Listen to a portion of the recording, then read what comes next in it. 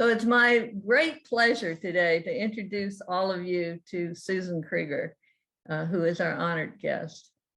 Susan, for those of you who don't know, is a sociologist. She's a communication scholar and writer, and she's currently a research fellow at the Clayman Institute for Gender Research at Stanford University. She is the author of 7 previously published books. One is Come, Let Me Guide You, A Life Shared with a Guide Dog. The second, Traveling Blind, Adventures in Vision with a Guide Dog by My Side. Third, Things No Longer There, a memoir of losing sight and finding vision. Fourth, The Family Silver, Essays on Relationships Among Women. Fifth, Social Science and the Self, Personal Essays on an Art Form. Then The Mirror Dance, Identity in a Women's Community, and last, Hip Capitalism. I first encountered Susan's work in the early to mid 1980s. Her book, The Mirror Dance, Identity in a Women's Community, is truly a classic. It was one of the first narrative ethnographies and was written with the women's voices speaking to each other. I then used her book on social science and the self, Personal Essays in an Art Form, published in 1991, in some of my earliest autoethnography classes. There, she made some of the first arguments for autoethnography, though she did not call it that at the time. And she made a strong case for writing in a literary way and writing personally from and about the self. Though I did not know Susan personally at that point, I carried her books around with me to remind me that Art and I were not the only ones making these claims. We had company, and we learned a lot from Susan's work. When Susan published The Mirror Dance, I was working on final negotiations. The same year that Social Science and the Self came out, I published articles on introspection and emotional sociology, and Art and I were writing about narrative and writing personal stories, followed by composing ethnography in 1996. And so much else was happening at that point, just all over. And some of the people we knew who were doing this work and some of the people we didn't know who were doing this work, but it really felt around that time like it was a paradigm shift, at least for many of us. I had the opportunity then to connect with Susan this past year when Temple University Press asked me to review her new book. It is another tour de force about the self and intimate relationships with others in time and in space. And it will be coming out with Temple University in a few weeks, and you can see the cover is already prepared. And just for your information, the intro to the book is linked in the program if you want to read the intro to this book. So Susan, would you like to tell us now a little bit about your Impress book? Are You Two Sisters? The Journey of a Lesbian Couple. Thank you very much, and thank you for that introduction. Yes, I've long felt you were a kindred spirit. So I am Susan Krieger, and I want to say hello to everyone who is attending. I'd like to tell you a little about my new book, Are You Two Sisters? The Journey of a Lesbian Couple. So this is an autoethnography in which I draw on personal experience, but I do it through the creation of stories about a lesbian couple and their 40-year journey through life and to different parts of the country.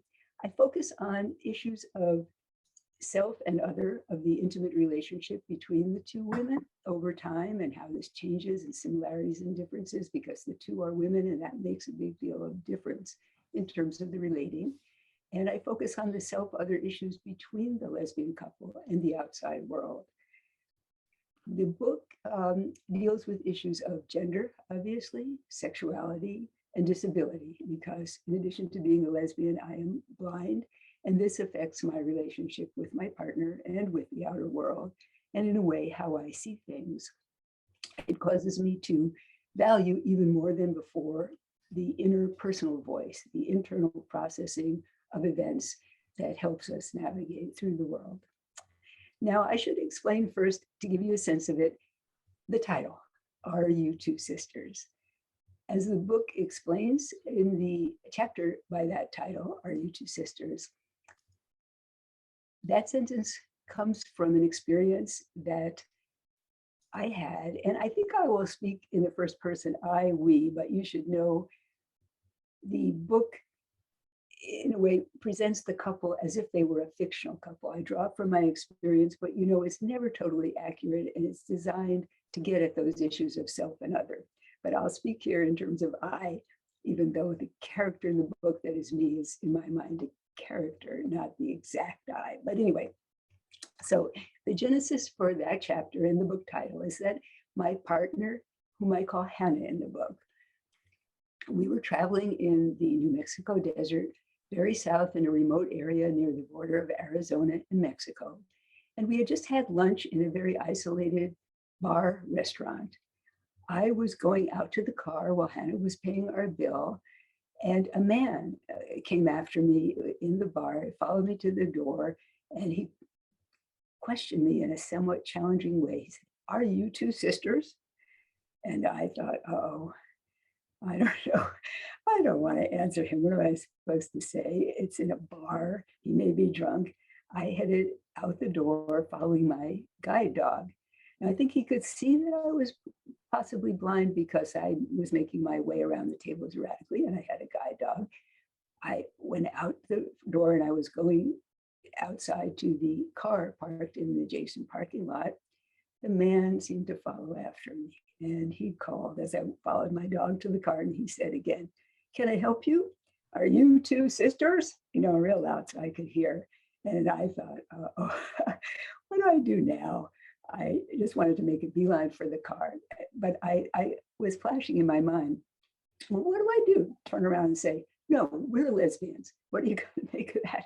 You know, it feels like a very private thing, and all of a sudden someone is assaultively, it feels, questioning, even though it's not a physical assault, it's an invasion of the privacy. And I thought, if I turn around and say I'm a lesbian, what's he going to do?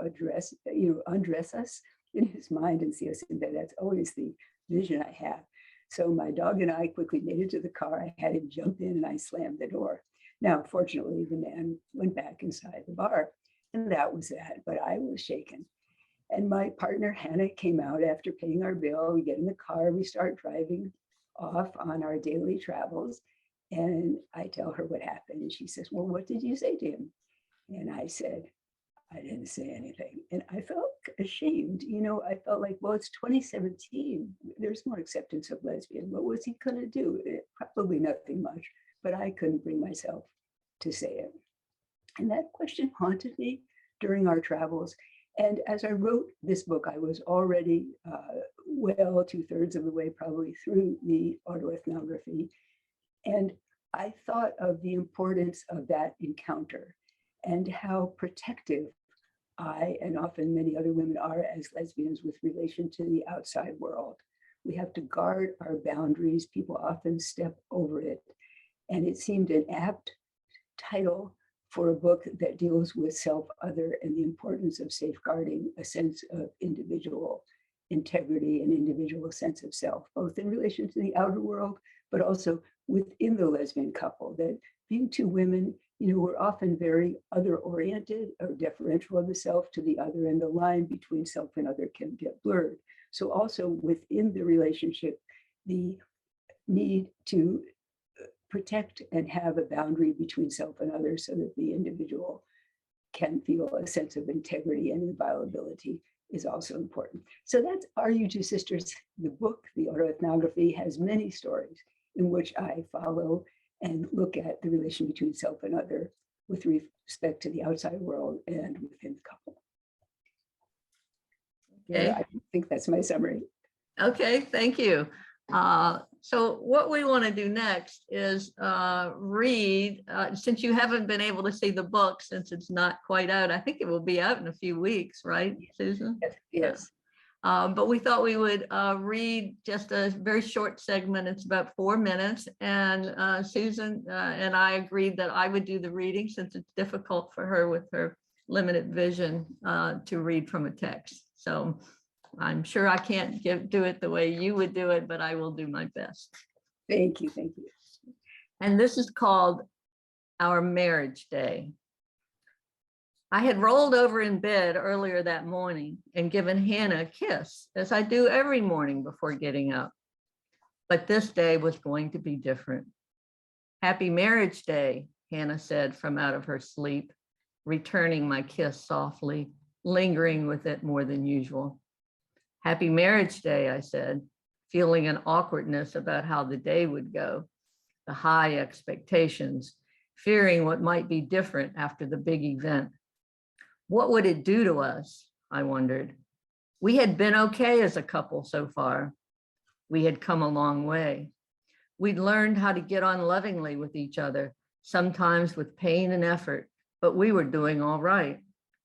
Now, after 32 years together, we were going to change things. Why mess with it, I thought. I had visions of couples who build a new house so they can live happily ever after. And then when it is done, they break up. I did not want that to happen to Hannah and me. Do you think we'll be okay? I asked my love as she lay beside me in the warm bed. Of course, don't worry. It's just City Hall. I'm going back to sleep, she said.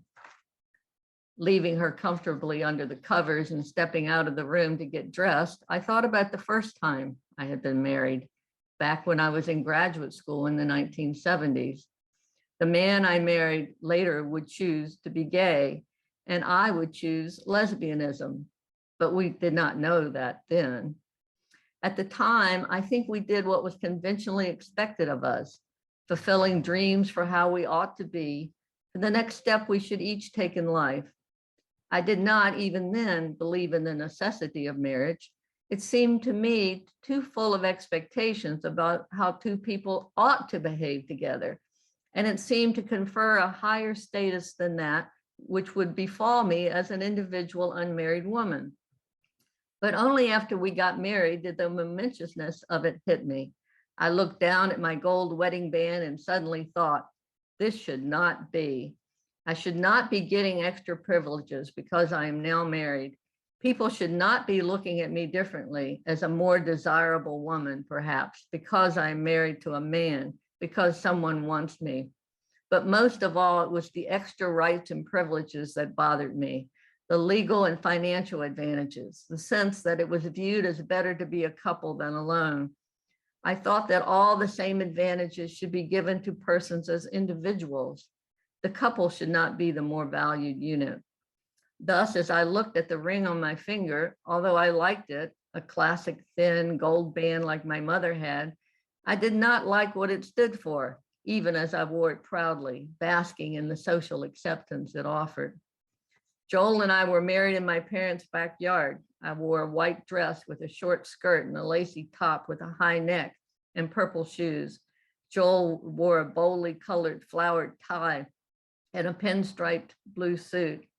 After we had said our vows beneath a huppah under tall trees, standing across from the rabbi, Joel smashed the traditional glass and the family and friends made sounds of approval, calling out Mazel Tov and clapping for us as we walked back toward the house while a string quartet played. We had stepped out of earshot when Joel turned to me. We can break up at any time, he said.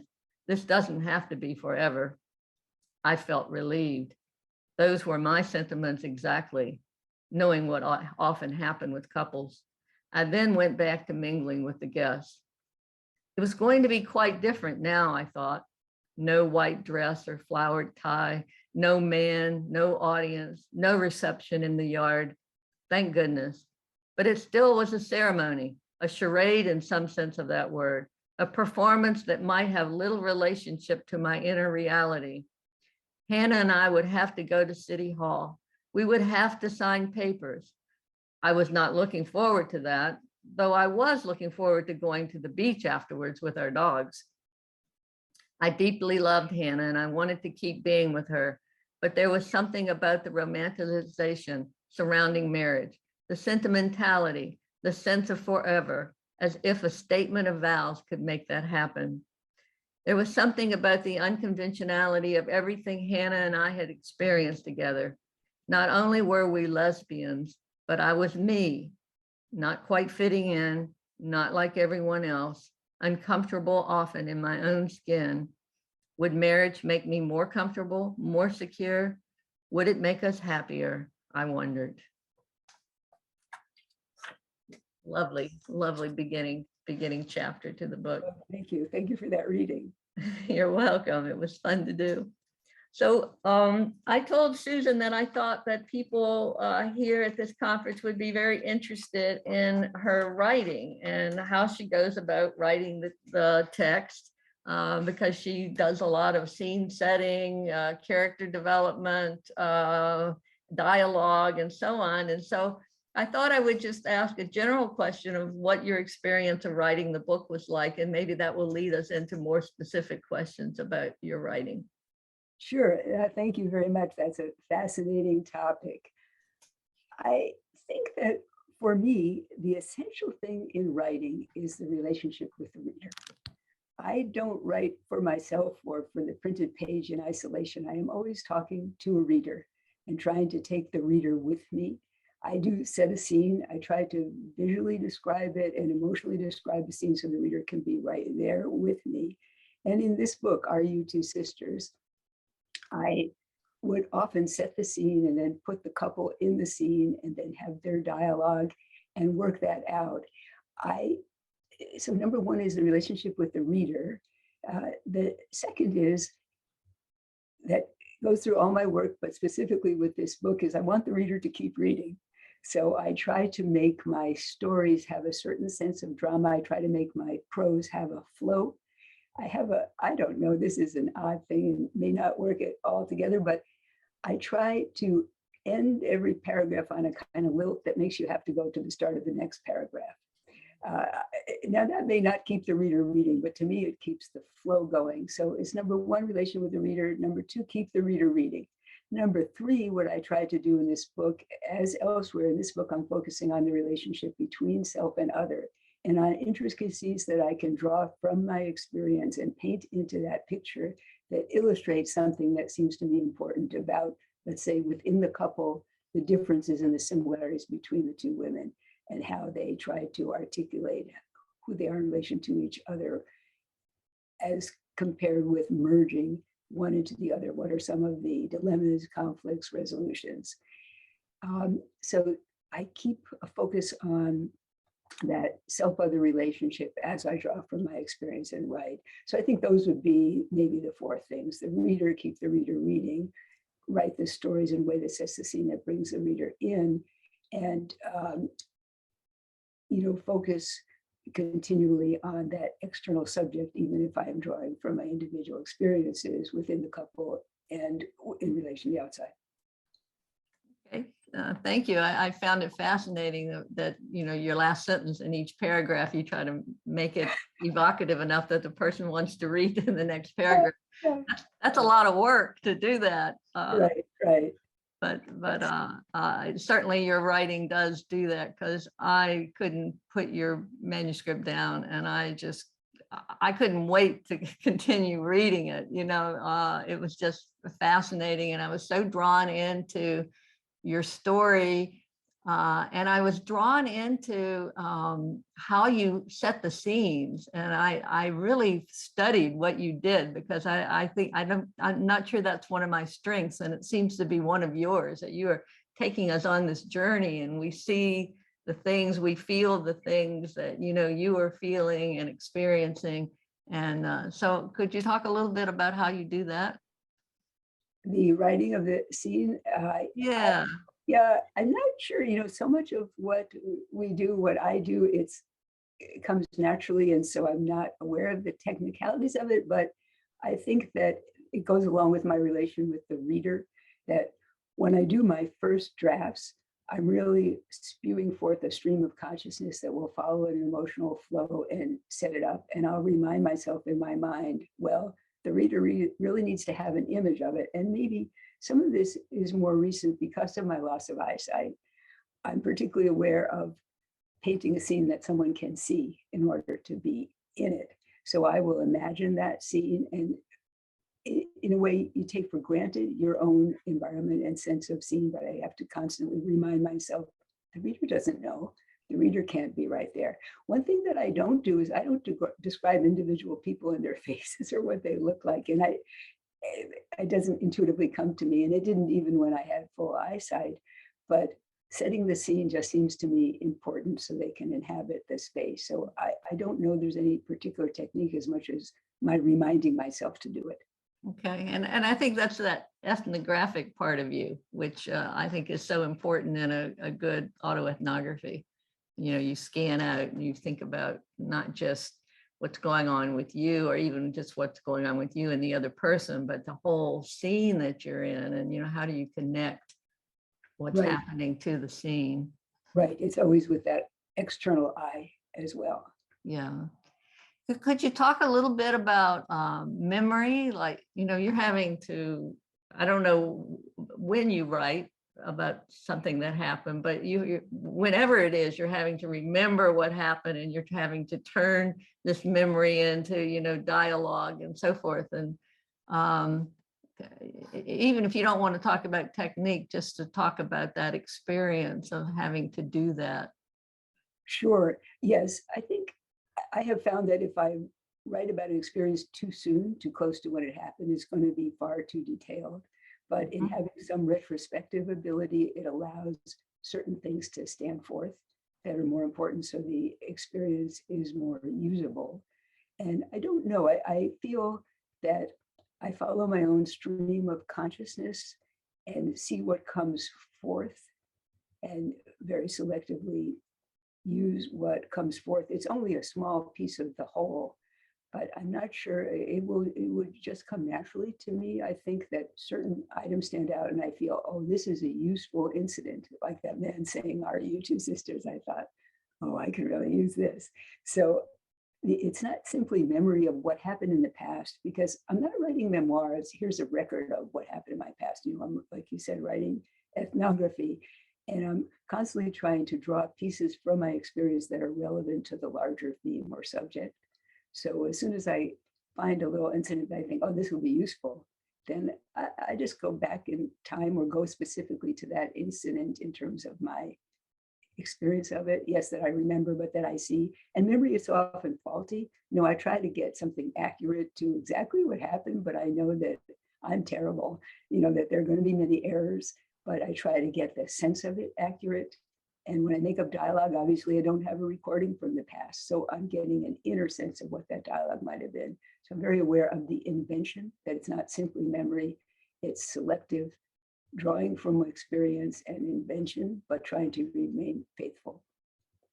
Right. And that just reminds me to ask you about, I mean, you've written so much about fiction and social science, to ask you, you know, do you think of what you're doing as fiction or social science, or how do you think about it? And yeah, I think of it as social science, and, you know, as ethnographic sociology, autoethnographic sociology, because it definitely is following that focus on one particular phenomenon, subject, theme, trying to elucidate it.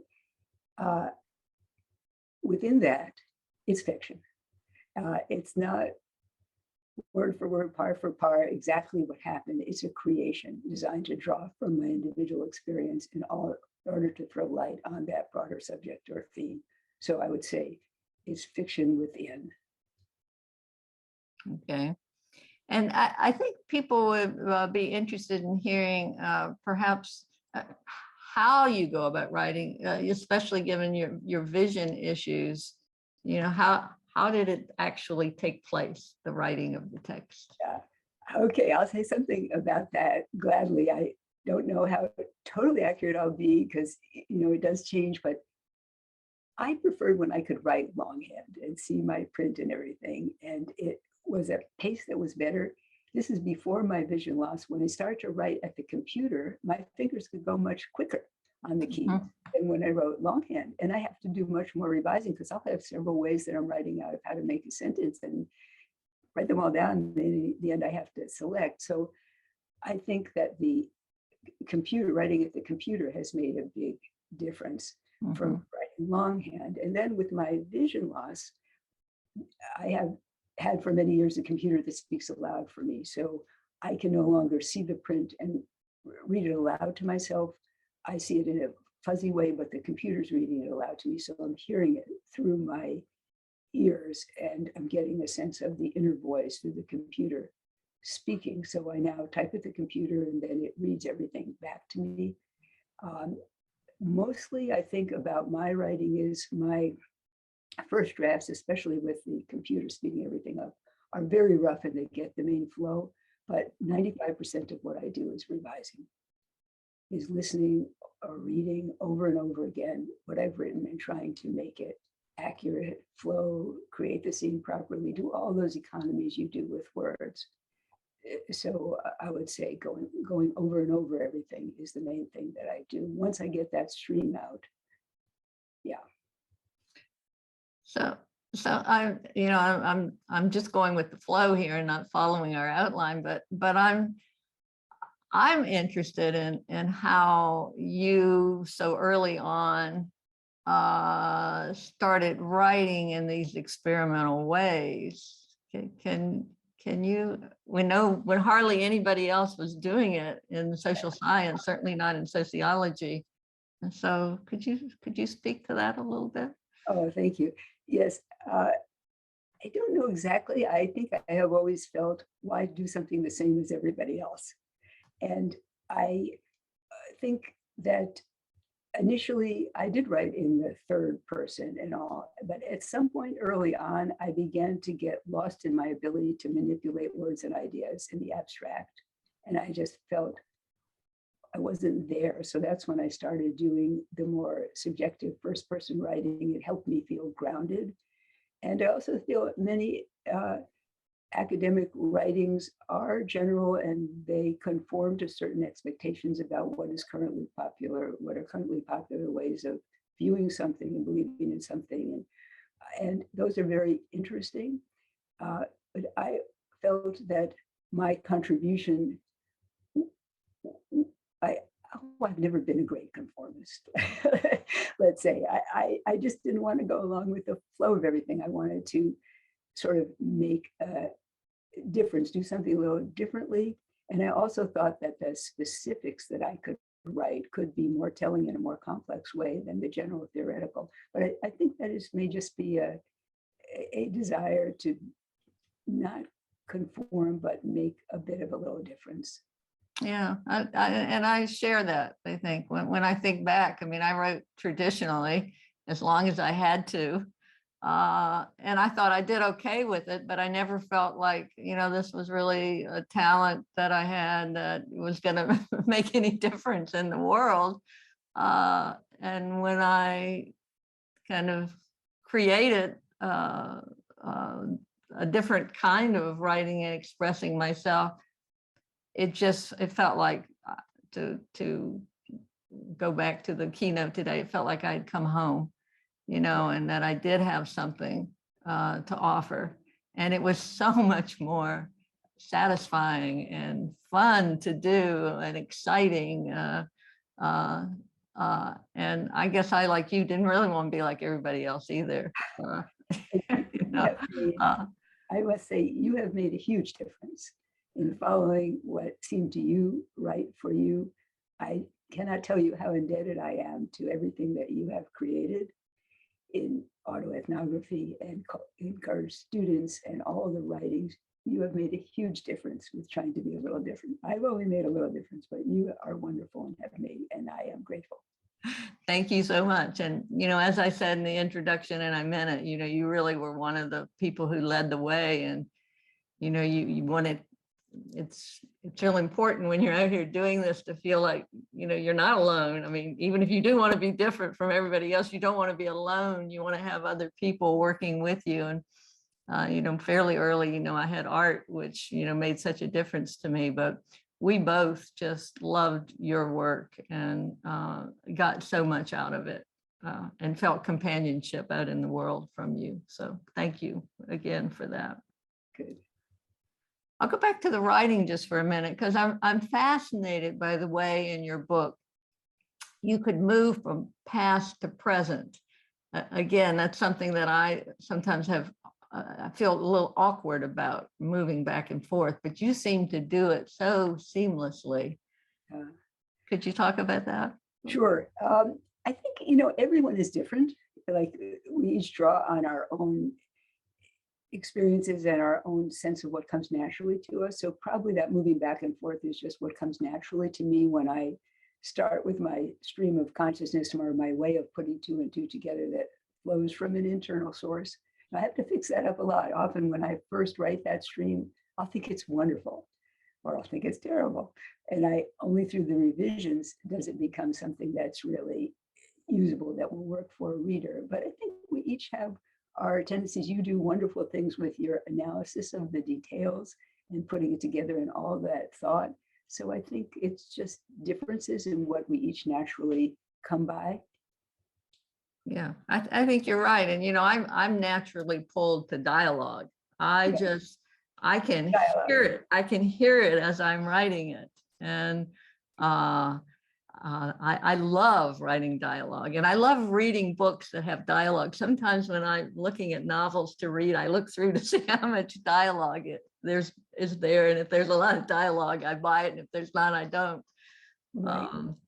Right.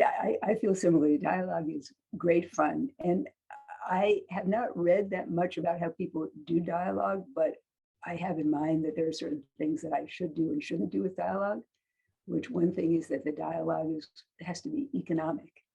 That if you have dialogue in there, you don't need a lot of extra words with it.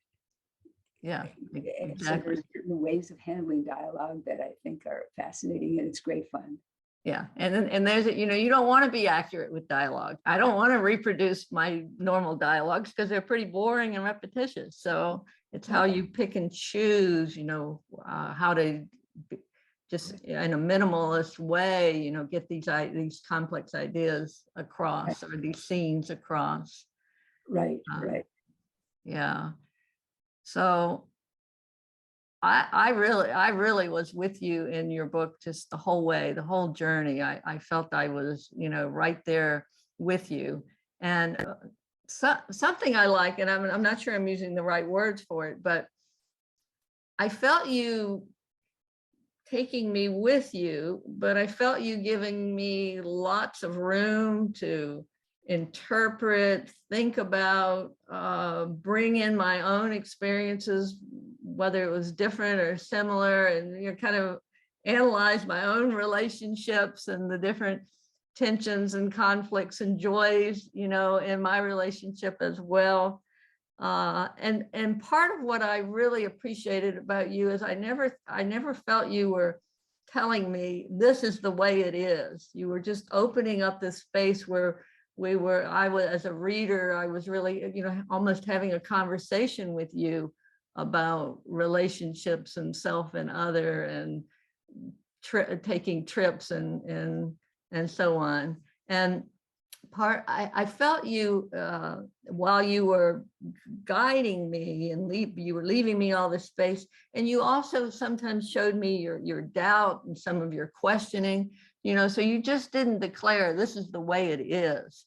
It was really an open kind of text. And so I wondered how do you think about the role of doubt and questioning in your own writing? Because to me, it's a very important part of doing autoethnography, that kind of introspection. Yes, thank you. Well, I'm glad you felt those ways. I do feel that when I write in the detailed manner, that I am leaving it to the reader to come along with me to experience the experience. And then I present my maybe feelings about it or interpretation, but I like to leave it open, like you say, so that the reader, my ideal reader, would make up their own mind as they go. They have my input. And ideally, I think anyone in doing this, in writing about your own experience, to the extent you can do it well and accurately in some way, will enable a reader to visualize their own experience at the same time. That's the way it works. It's not like when you present general terms. This autoethnographic approach, when done well, enables the other to see in that double fashion, enables the reader to see both your experience and their experience at the same time. And I'm very glad when that works. And the openness, I guess, I do when I write, often use my internal self-doubts or wondering whether I'm okay, or Mhm. everything's going to work out, or whatever it is, or whether I even have the right idea about something. So a lot of those ambivalences and self-questioning run throughout. And for some people, that's good to read. For other people, they feel like, God, I don't like all this author's unsureness about herself and everything and worries. But I feel I'd rather do that than be the protagonist that has everything all together. But it also allows me to articulate different dimensions of something and to offer an idea, like an idea about why in a lesbian couple, the two of us have difficulty sometimes because of the boundary between us and not wanting to be merged and the merging and all different things. So I feel that if I offer my ideas in a kind of perhaps way, perhaps this is so. This is something I thought about when this happened. I offer them a little bit tentatively from myself. That allows the reader to take that in and at the same time maybe come up with other thoughts on the reader's part. And so I deliberately do that, but it also comes naturally. Okay. And I think it's safe to say that this is your most personal book of all. I think that with each book, so I'm not sure. I think it may be, I'll leave that for others to see. Each of them has some very personal parts, and so that may be so. Okay. And I wonder how you feel now that you have written it and it's about to be out in the world. What are your feelings about having written the book? On to the next one. It takes so long. Once you have a book submitted to a publisher before it finally comes out, you have to start the next one. So I'm on to the next one. But in terms of this book, I think I'm feeling hopeful. I'm thinking, oh, I hope it goes well. I hope people like it. I hope they take from it some of these things you've mentioned that you took from it, that you are an ideal reader. You were wonderful in your review of the book, and you're almost my ideal reader. So my feelings are, I hope that other readers may take from my work some part of what you've taken from it. So it's a big open hope. Yes, I'm sure they will. And just, very quickly, because I want to leave a few minutes for people to ask questions. Well, I have two more I really want to ask. I want to write them too, but I also want to ask them. Ethics. So you're writing your partner. Of course, we're never just writing about ourselves. You're writing about your partner. And so I wonder about, how did you figure out that she would be okay with it? And did it affect your relationship with your partner? And could you just talk about any of those issues that you would like regarding ethics? Sure, that's a big question. I think that everyone in their autoethnographic writing has their own version of what seems ethical and right for them to do. And mine are strictly my own. I'd say on this general subject, maybe I'd like to say this to me. I think that the primary ethical thing to do in writing autoethnography is to stay true to your own beliefs and ideas about what you ought to say. And that's what I follow. Now, I think I'm also very sensitive to others and their feelings. And so I may take for granted the degree to which I am sensitive and try to respond to others, to present them in as positive a light as possible.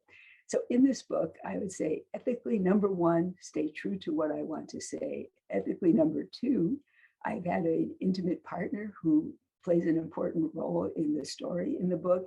And I have all along tried to be extremely careful of Hannah is the fictional name I give her in the book. I tried to be extremely careful about how she will feel, because I am telling a story that also involves an intimate other.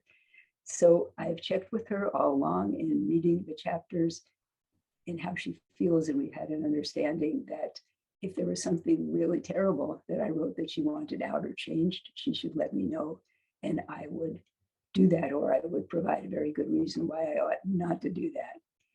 I've been fortunate in that my partner has been appreciative of my desires in writing the stories.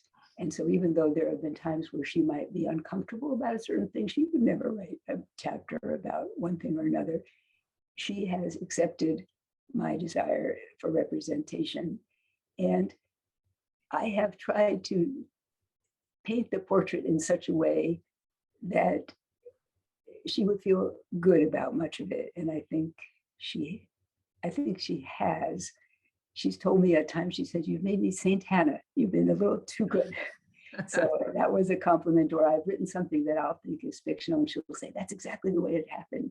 And I'll say, "It's not exactly the way it happened. My memory is faulty, and it's a bit of a construction."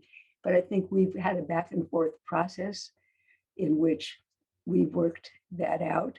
But definitely it's my book and I'm responsible for it. And the autoethnography, that first commitment is to how you want to see it and present it, that comes internally from you. That's a very strong feeling on my part. And it may make me underestimate the degree to which I actually am sensitive to the other. I try to be careful of other persons and present them in a positive and understanding light, which I try to do in this book with respect to my intimate other, but also with respect to anyone else who crosses the pages. And that I feel that an autoethnography can present in such a positive light and understanding light that others can be accepting, even if it's not the way they might tell the story. Okay, good, thank you. And one last question, and then I'll see if we have a few comments from participants. You and I talked about this a little bit, that there might be generational differences in how lesbians experience or cope with or are in the world. And so I was wondering if you think, if that's true, if younger lesbians will relate to your experience. Yes, generational differences do exist. I think each generation of lesbians, as far as we know, may often react to the previous generation. Like before me, there was more butch femme role playing, and then the next generation, of which I was a part, maybe favored more androgyny, and then there are newer generations now that have more gender fluidity in mind. There are many changes over time in how lesbians view themselves and interpret themselves and name themselves. So there are these changes. In my view of what happens over time, or what has happened with lesbianism, is that one persistent theme is the invisibility of lesbian experience. For instance, there are many lesbians out there. We know very little about most of them. We only know what's spoken by the most vocal and what's more commonly in the air.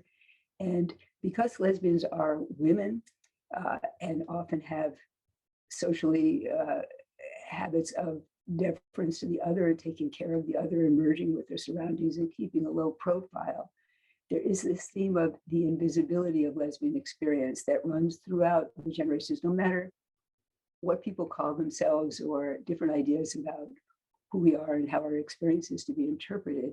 There's a certain amount of invisibility, and there's a certain amount of need to protect lesbian intimacy from insinuation, assault, invasion by the outside world, to keep this private, which increases the invisibility. So I think that Are You Two Sisters, The Journey of a Lesbian Couple, has a very central theme about the invisibility of lesbian experience, how hard it is to see it and to put a finger on it, because it's often subtle and hidden, and that this is a common theme even over the generations, and that this is something to be learned from this book, to look closely and try to say, what's different here, what's hidden, seeing the invisibility and how it plays out. So despite the differences, I think there are some persistent themes to do with that.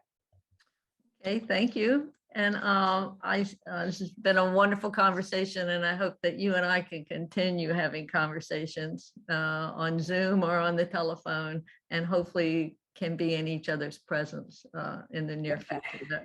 That would be wonderful. Yes. So we have a few questions in chat. Somebody asked, and this is a wonderful question, how do you know when an idea is a book? You keep writing.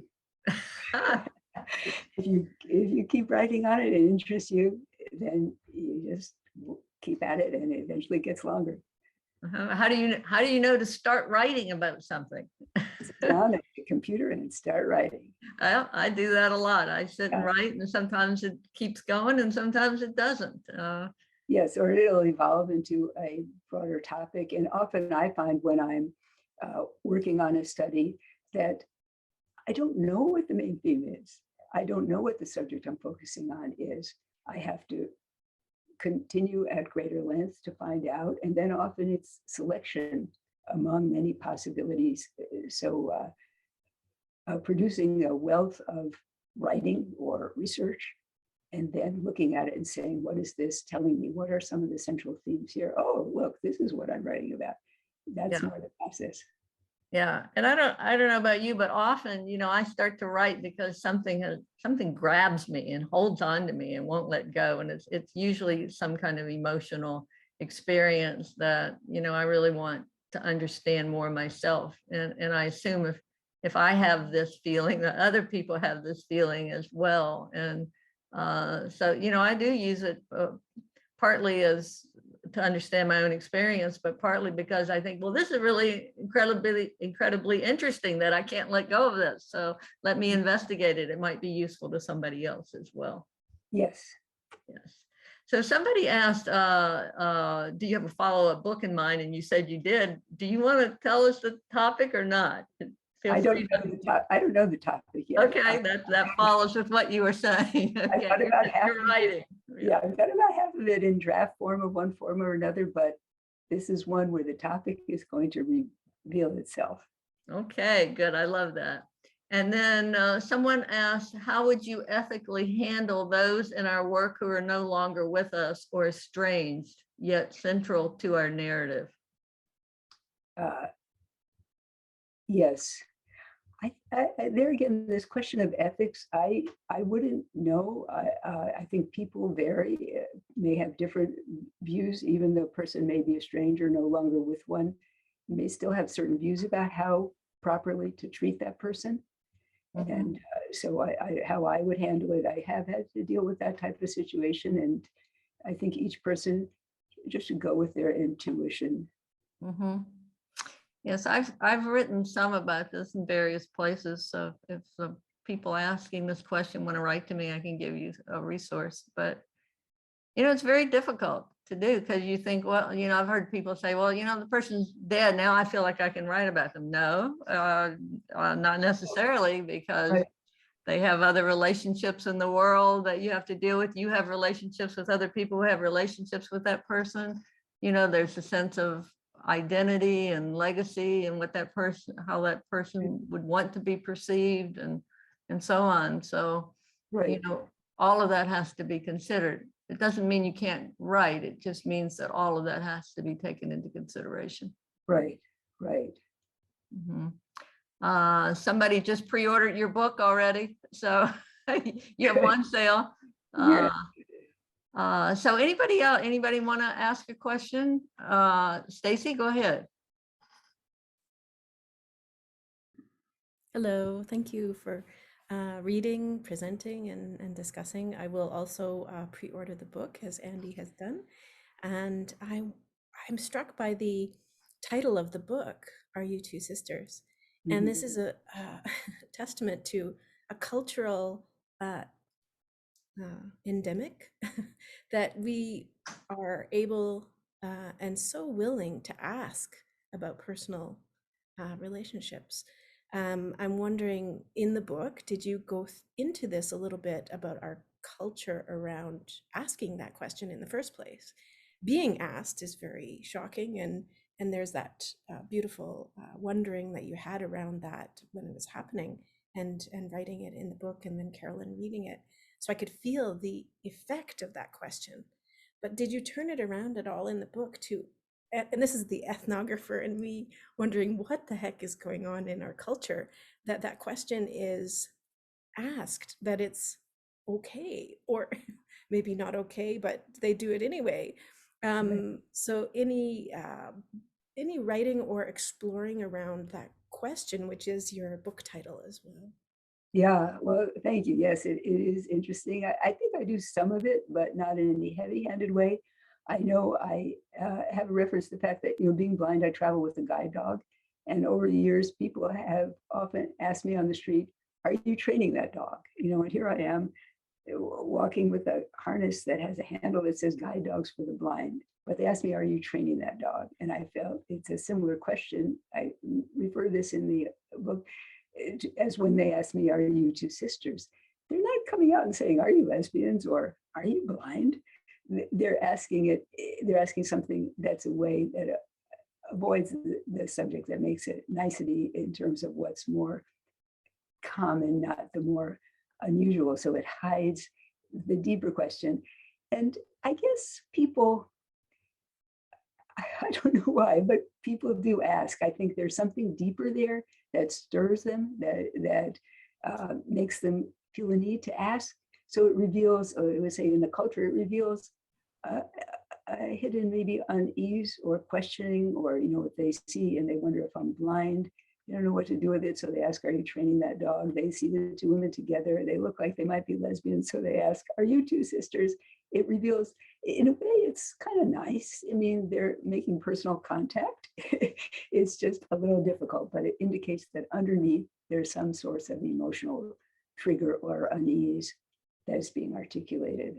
So I think your question is good, and I don't generalize about it in the book, but I raise some questions. Chris Poulos, you want to comment? Yeah, just a comment. I am grateful there are other people around the world that just let the writing flow. That's kind of that's how I approach the process rather than planning it all out. But I fear that our academic culture sort of sets you up to try to figure it all out in advance, So once my department chair asked me what my 5-year goals were, and I said, right, that's my 5-year goal, right? A lot, maybe. But so, I'm glad that not everybody has it backwards, and maybe it's just we nonconformist autoethnographers that are letting it flow. But I wanted to just say to everyone, don't try to figure it out in advance. It'll figure you out. Thank you. Right. Yeah, I think that people vary. I know some people write wonderfully, do research wonderfully, and they plan it all in advance. They know what they're going to say before they do it. And there are other people like us who would rather be on that adventure of having it unfold. Okay, a couple other comments here. Joan Eldridge asks, and I think this is an interesting question, in your book, do you speculate how things would have been different if a woman had asked this question? That's an interesting question. On a recent trip to New Mexico in the Albuquerque airport just a couple of weeks ago, we were getting our luggage out and I was waiting, and a woman asked me the same question as soon as I stood, are you two sisters? So, and it wasn't quite the same in that a man in a bar who may have been drinking might have had a little bit of a different effect, but I thought, what is it about New Mexico or the Albuquerque airport that this happens to me? But it does happen elsewhere. It happens in our home. Somebody comes to repair the furnace and asks, are you two sisters? But when the woman asked, I thought, oh, do I disappoint her and tell her we're not two sisters? We're lesbians? Do I insult her? So maybe I was a little softer in my feelings in relation to the women. And I did answer. It was in close proximity, a different circumstance. And I said, no, we're a couple. But I was with a little pause, like, do you just let it stand there and sit there and they'll think you're sisters for whatever reason? So I think I was a little less defensive. Okay, well, and one other comment, you mentioned that your computer reads dialogue back to you. In that experience, are you focused on editing dialogue, or can you be the reader and enjoy your writing? Can you explain your process a bit? Okay, yeah, the computer reads everything back to me. Everything that I type, it says every letter. And when there are keystrokes you use, it'll play it back. It'll read the whole page, everything, the dialogue, the whole text, everything. So do I enjoy the computer when it reads my prose back to me? Once I've revised it enough, I enjoy it. Short of revising it, I'll hear little things and I'll hear a comment in the dialogue. I say a comma shouldn't be there. I should reword it. So yes, when I get closer to the final draft, I can enjoy it. I can laugh. A lot of the things I write in these stories have humor in them, and I can totally enjoy it. Okay, thank you very much. I mean, we could go on and on.